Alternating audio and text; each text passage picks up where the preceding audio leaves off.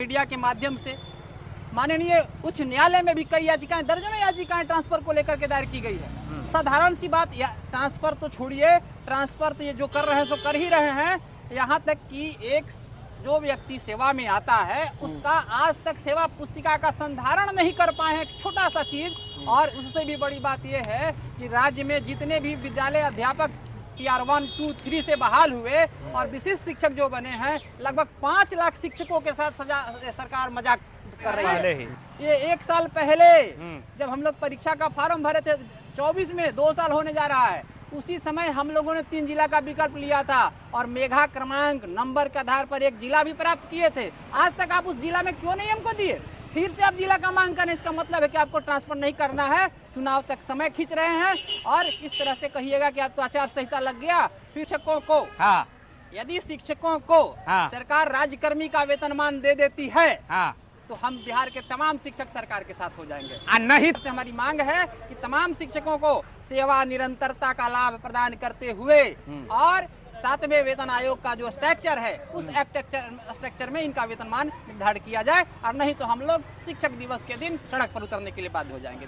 सरकार हमारे मुख्य डिमांड पर विचार करती है, कर देती है तो हम सरकार के साथ हैं, अदरवाइज हमारे रास्ते खुले हुए हैं। मैं बता देना चाहता हूं कि 2,53,000 बिहार के विशिष्ट शिक्षक जिनको सरकार ने राज्यकर्मी का प्रलोभन दिया था कि आप राज्यकर्मी बनेंगे, आपको बेहतर सुविधाएं दी जाएगी, और हालात ये है कि 8 महीने बीतने के बाद जिन शिक्षकों को 50,000 रुपया वेतन मिलना चाहिए था, उन शिक्षक को अभी की डेट में 35,000 रुपया वेतन दिया जा रहा है।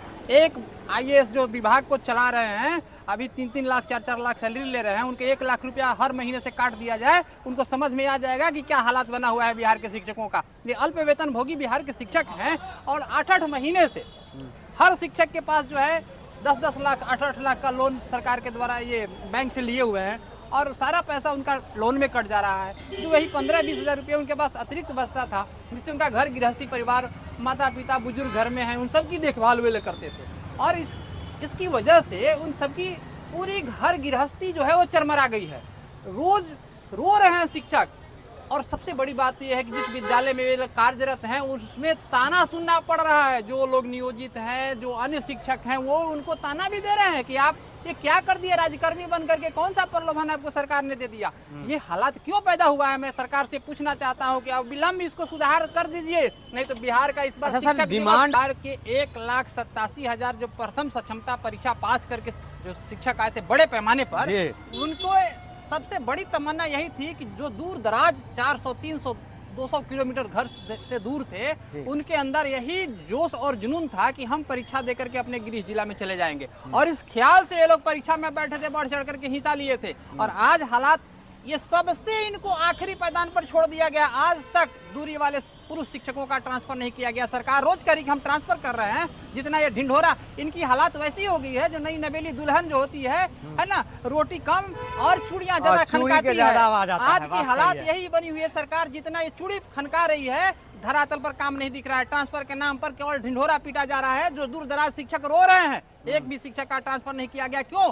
विशिष्ट शिक्षक उसी नाम पर परीक्षा दिए थे जिनको बक्सर अलॉट हुआ है, पटना अलॉट जिनको हुआ है, सुपौल, अररिया, किशनगंज दूर दराज पदस्थापित शिक्षक हैं, उनके लिए क्यों आप दरवाजा बंद करके रखे हैं? अगर आज स्थिति नहीं सुधरती है, बिहार के तमाम शिक्षक दिवस को हम लोग भिक्षाटन के लिए उतरेंगे सड़क पर, और उस दिन सरकार की किरकिरी हम लोग करेंगे, बदनामी करेंगे, क्योंकि ये अब समय बर्दाश्त करने लायक नहीं रह गया है। सरकार के लोग समझेंगे जी। हम लोग इस मीडिया के माध्यम से माननीय उच्च न्यायालय में भी कई याचिकाएं, दर्जनों याचिकाएं ट्रांसफर को लेकर के दायर की गई है। साधारण सी बात, ट्रांसफर तो छोड़िए, ट्रांसफर तो ये जो कर रहे हैं सो कर ही रहे हैं। यहाँ तक कि एक जो व्यक्ति सेवा में आता है उसका आज तक सेवा पुस्तिका का संधारण नहीं कर पाए हैं, एक छोटा सा चीज। और उससे भी बड़ी बात यह है कि राज्य में जितने भी विद्यालय अध्यापक टीआर 1, 2, 3 से बहाल हुए और विशिष्ट शिक्षक जो बने हैं, लगभग 5 लाख शिक्षकों के साथ सरकार मजाक कर रही है। 5 लाख शिक्षकों का आज आपको मैं बता देता हूं कि HRMS पर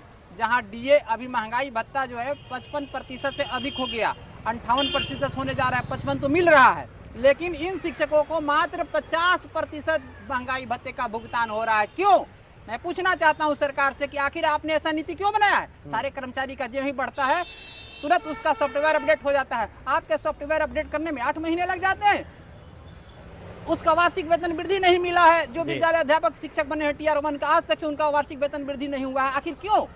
इसके लिए कौन जवाबदेही है? यहाँ तक कि हाउस रेंट जो सरकार ने 5% ग्रामीण क्षेत्र में किया है, शहरी क्षेत्र में जहाँ 10% हुआ है, पुराने दर पर 4-5 वाले को 4% मिल रहा है, ग्रामीण क्षेत्र में लोगों को हाउस रेंट दिया जा रहा है, जहाँ 10 मिला था उसको 5% दिया जा रहा है। आखिर ऐसा क्यों हो रहा है? इसके लिए कौन जवाबदेही है? पटना में 16% दिया जा रहा है, 20% होना चाहिए। तो ये चीज़ आज तक इन लोगों ने अपडेट नहीं कर पाया है। सॉफ्टवेयर इनका कब अपडेट होगा? ये सॉफ्टवेयर अपडेट हो रहा है कि बीरबल की खिचड़ी पक रही है। शिक्षक भूख के मारे प्रताड़ित हो रहे हैं, मर रहे हैं। आप झूठों को रोज नोटिस देखते होंगे, सोशल मीडिया में निकल रहा है।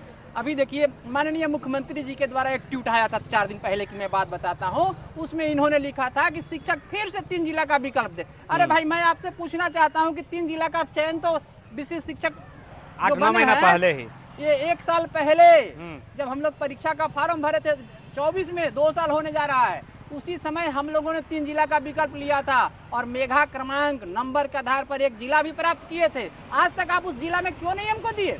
फिर से आप जिला का मांग करें, इसका मतलब है कि आपको ट्रांसफर नहीं करना है, चुनाव तक समय खींच रहे हैं। और इस तरह से कहिएगा कि आप तो आचार संहिता लग गया, फिर से हमें बताएगा कि कौन किसके साथ होगा। सरकार यदि शिक्षकों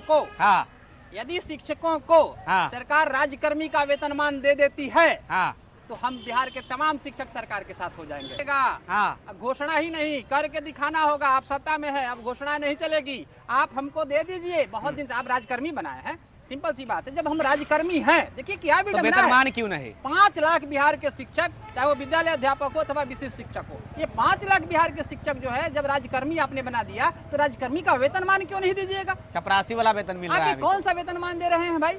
कोई वेतनमान का स्लैब नहीं। इसकी वजह से ही आज जो है 50% डीए और ये हाउस रेंट की जो समस्या आई है, अपडेट नहीं हो पा रहा है, इसी की वजह से हो रहा है। इसलिए सरकार से हमारी मांग है कि तमाम शिक्षकों को सेवा निरंतरता का लाभ प्रदान करते हुए और 7वें वेतन आयोग का जो स्ट्रक्चर है, उस स्ट्रक्चर में इनका वेतनमान निर्धारित किया जाए, और नहीं तो हम लोग शिक्षक दिवस के दिन सड़क पर उतरने के लिए बाध्य हो जाएंगे। चेहरा से मतलब नहीं है, चेहरा तो जरूर ढूंढा जाएगा, इसमें कोई शक नहीं है। लेकिन सबसे पहले मैंने बताया कि हमारी जो डिमांड है, मुख्य डिमांड है, अगर सरकार हमारे मुख्य डिमांड पर विचार करती है, कर देती है, तो हम सरकार के साथ हैं। अदरवाइज हमारे रास्ते खुले हुए हैं। हम बिहार में एक ऐसी सरकार लाएंगे जो हमारे हितों के लिए काम करेगी। ये वार्निंग है। उससे मात्र 12-13% सभी लोग, उसमें अन्य लोग भी पार्टिसिपेट कर पाएंगे राज्यों के, जिसमें कि 90 से 95% के बीच में बिहार के ही जो अभ्यर्थी हैं क्वालिफाई करेंगे। सभी छात्राओं को डीबीटी के माध्यम से जो पोशाक की राशि है और जो साइकिल योजना की राशि है, सितंबर माह में हम लोग उनको खातों में भेज देंगे।